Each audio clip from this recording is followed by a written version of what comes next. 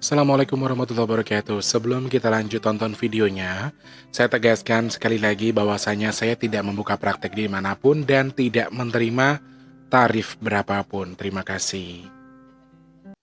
Shh. Sebelum lanjut nonton videonya, jangan lupa klik tombol subscribe dan loncengnya ya. Terima kasih orang baik.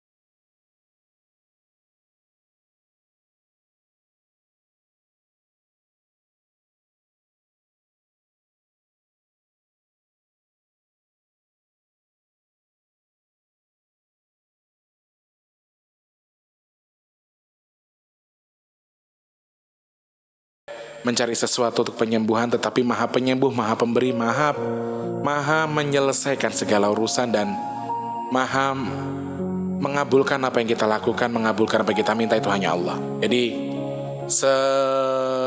seyogyanya kita sebagai manusia berusaha saja mengerjakan semua dengan yang terbaik, mengerjakan semua dengan baik, mengerjakan semua dengan semaksimal mungkin. Perkara hasil itu hak Allah. Berobat pun sama, ketika jenengan minum obat datang ke rumah sakit mahal dengan obat yang mahal sekalipun, itu hanya obatnya saja yang mahal. Akan tetapi ketika sembuh atau tidaknya itu hak Allah, ya. Jadi semua kembali kepada Allah. Jadi sabar untuk yang hari ini, mungkin targetnya meleset, tidak sampai atau tidak sesuai. Semoga semua baik-baik saja dan kalian tetap semangat, tidak merasa kendor, tidak merasa jadi lebih malas besok, hari ini hasilnya nggak maksimal. Jadi jangan jadikan pengalaman, jadikan hasil hari ini yang sedikit sebagai cambuk untuk besok di depan. Oh ya, hari ini sedikit, besok saya harus lebih banyak. Anak saya perlu makan, anak saya perlu jajan, mau bayar kontrakan, mau segala macam. Jadi saya harus lebih semangat hari ini, ya. Buat yang belajar pun sama, yang di perkuliahan mungkin ketika kamu sudah menyelesaikan sesuatu tapi tidak sesuai, apakah kamu harus putus asa? Enggak, kamu harus semangat. Karena segala sesuatu yang terjadi hari ini adalah semua gambaran dan hak hasilnya itu punya Allah.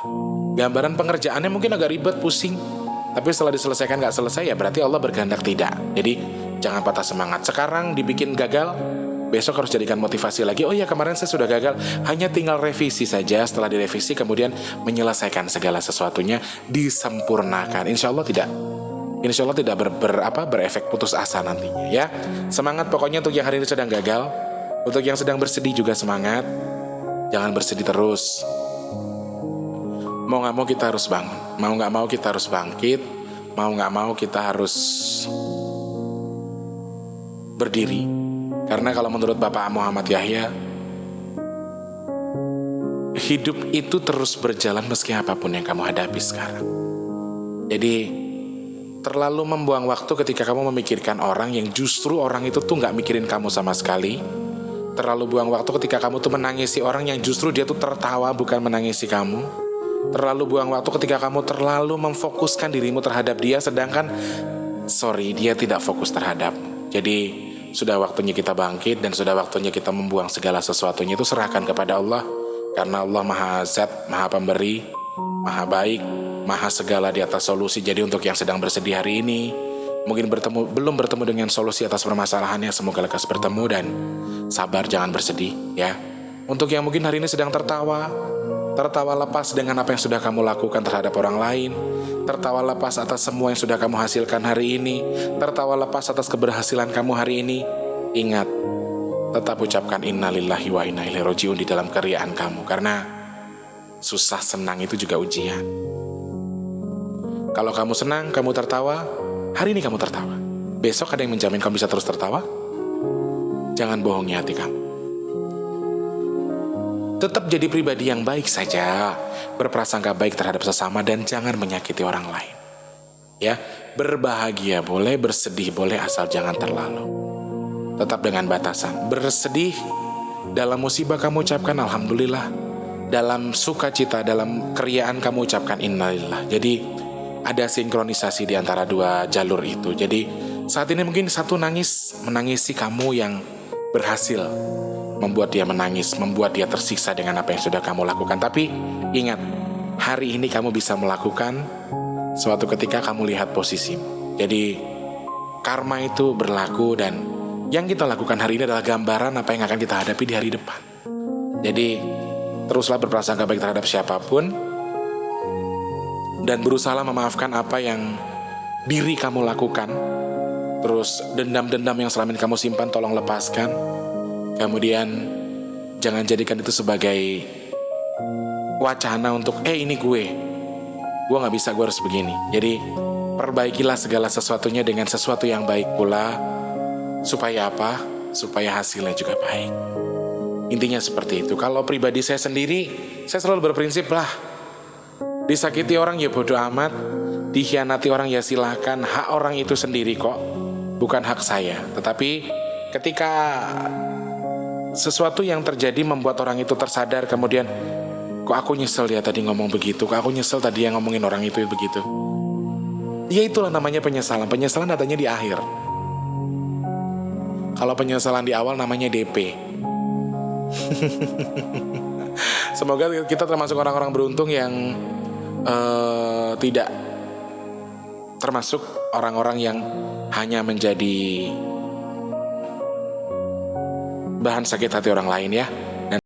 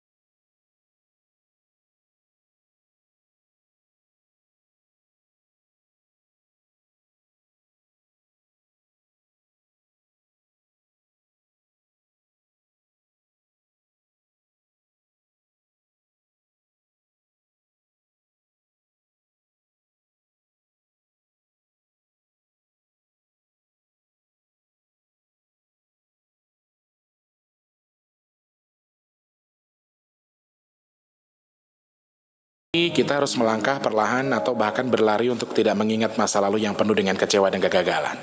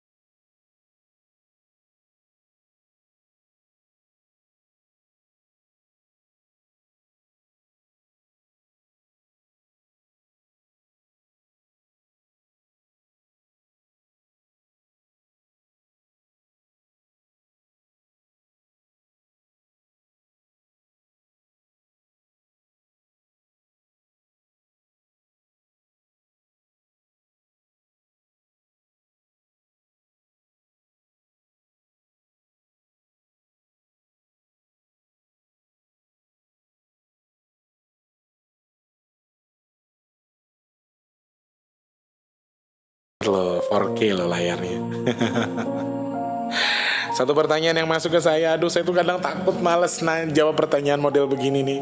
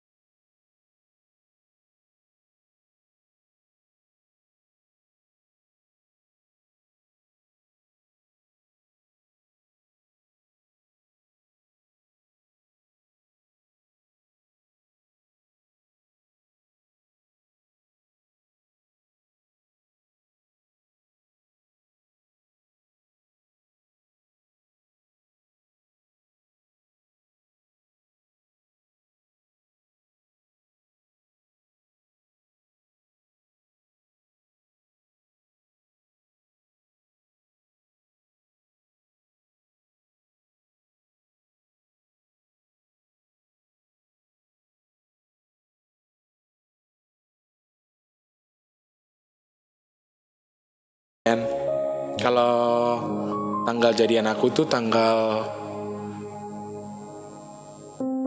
22 September 2020. Astagfirullahaladzim. Iya kalau nggak salah sih.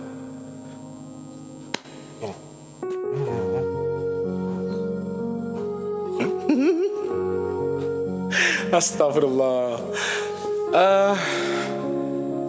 Putus cinta.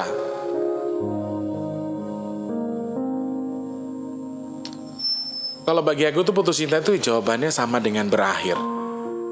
Berakhir, ya berakhir aja, berakhir semua yang sudah kita niatkan, berakhir semua yang sudah kita cita-citakan, berakhir semua yang sudah kita harapkan untuk terjadi dengan baik, tetapi semua berantakan. Itu putus cinta. Jadi bagi sebagian orang mungkin bukan soal putus cintanya, tapi efek dari putus cinta itu. Yang kita rasakan itu sesuatu yang ya bisa dibilang menyakitkan juga, melelahkan, apalagi kalau putus cintanya itu sepihak ya. Ada satu yang selingkuh misalnya, atau satunya tiba-tiba mutusin begitu aja, atau bahkan tidak ada kata putus. Itu yang lebih menyakitkan, itu yang lebih itu yang lebih mengena di hati, dan yang pasti kita tuh akan semakin jadi yang aduh kenapa sih kayak gini, kenapa sih. Dan ya wajar ketika kalian sudah biasa berpacaran, setiap pagi apa kabar, yang lagi apa, yang aku visi kamu, aku ngobrol sama kamu, aku visi dia dulu, atau bla bla bla segala semacam, aku izin kerja dulu, aku apa dulu. Tapi dalam hal ini tiba-tiba nggak ada, ya aneh, ya wajar ya. Jadi bukan soal putusnya, tapi rasanya sebenarnya. Kalau saya itu paling gak suka sama rasanya. Kalau putus cintanya udah sering ditinggalin aku tuh. Rasanya itu loh, rasanya itu sakitnya. Sakitnya karena apa? Karena sesuatu yang tidak jelas. Ada sesuatu yang tidak diperjelas di sini, tidak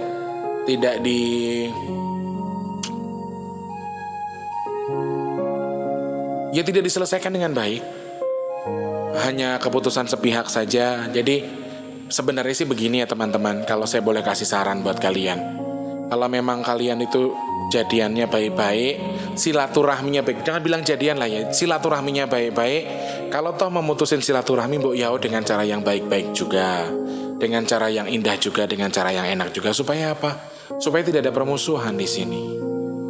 Tetap bisa dengan komunikasi kan, tetap dengan baik. Dan ada sebagian orang itu yang sebenarnya akan merasa hidupnya itu berakhir berakhir begitu saja ketika putus cinta, padahal tidak. Semua tetap harus kamu jalani. Hidup akan terus berjalan, hidup akan terus bersinergi dengan diri kamu meskipun kamu putus cinta. Bagi saya, putus cinta itu ya putus cinta. Nggak tahu, nggak. Ya tadi sama, putus cinta buat saya berakhir semuanya. Karena sudah pasti ketika seorang berhubungan atau berpacaran atau menikah sekalipun, mereka punya planning macam-macam. Nanti kita kesini ya, nanti kita begini ya. Kamu ambil libur, aku ambil libur, kita kosongkan waktu buat kita gitu loh. Maksudnya buat ya quality time berdua gitu. Dan sudah merencanakan nanti kamu ambil libur, nanti kita jalan atau segala macam. Ada rencana-rencana, bahkan ada jenjang, mungkin nanti kita sampai menikah, sampai ketemu orang tua dan lain sebagainya. Mungkin banyak jalur-jalur itu yang sudah dibicarakan secara indah gitu kan. Ngomongnya seakan-akan indah, tapi ya gimana?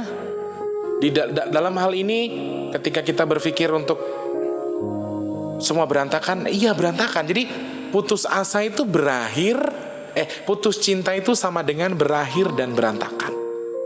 Ya, semua yang sudah direncanakan, kebahagiaan yang sudah kita, sebenarnya begini sih. Oke, bagi sebagian orang mengatakan kita putus, kita selesai, itu gampang banget. Tapi ada sebagian orang loh yang susah untuk segampang itu menerima kamu katakan putus, kamu tinggalin begitu aja. Ada sebagian orang tidak bisa menerima itu. Kamu bisa dengan gampangnya, kamu lepaskan dia, kamu cari bla bla bla bla, kamu cari pelampiasan lain, orang lain lebih banyak, atau kamu mencari sesuatu yang lebih baik dari dia. Mungkin kamu bisa melakukan itu, tapi sedikit saja pernah gak kamu berpikir kalau yang kamu tinggalin ini gimana rasanya gitu loh.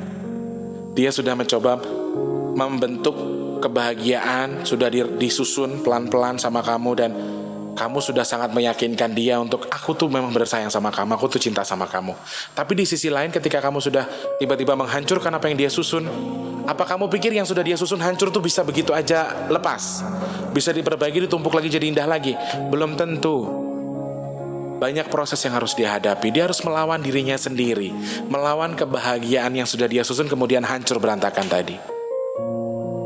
Dia sudah mencoba menyatukan hatinya untuk meyakinkan diri kepada kamu, memfokuskan dirinya kepada kamu. Karena apa? Karena dia merasa yakin dengan apa yang sudah dia jalani saat ini. Akan tetapi di sisi lain ternyata kamu tidak sesuai dengan ekspektasi yang kamu ucapkan waktu itu.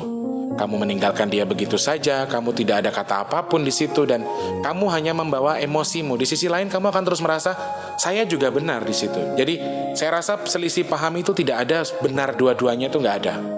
Pasti salah satu ada yang salah, salah satu yang benar, tapi ada juga salah satunya salah. Jadi di sini ketika kita sudah merasa diri kita benar, mau sampai kapanpun kita akan terus merasa benar. Tetapi dalam hal ini coba kita berpikir, kita ada salahnya atau tidak? Apa yang sudah kamu lakukan? Seseorang yang susah sekali untuk membentuk kebahagiaan sudah disusun rapi sama dia, jadi bahagia sekarang.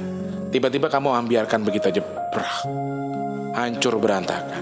Kamu gampang, kamu pergi, kamu dapat yang baru, kamu cari lagi yang baru, kamu bebaskan diri kamu dengan berhappy dengan cara kamu. Kamu mungkin gak mikirin dia, gak nangisin dia, tapi yang kamu tinggalkan kamu pikirin apa enggak? Sudah susah membentuknya, kemudian sekali dibentuk pecah, berantakan, dan kamu hanya tertawa melihat itu. Yang kamu pikirkan adalah diri kamu sendiri. Aku benar, aku tidak salah, yang salah dia.